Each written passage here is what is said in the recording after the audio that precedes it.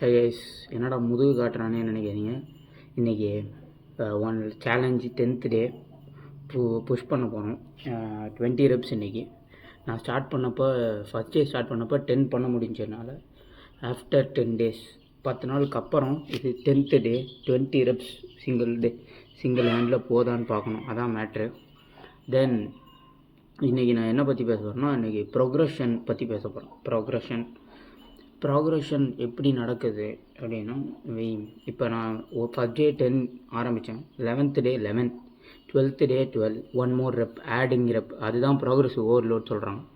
Progressive overload பண்ணுறனால நம்ம என்ன ஆகிறோம்னா, நம்மளோட ஸ்ட்ரென்த்து, இப்போ ஷேர் மார்க்கெட்லாம் சொல்லுவாங்க காம்பவுண்டிங் அப்படின்னு.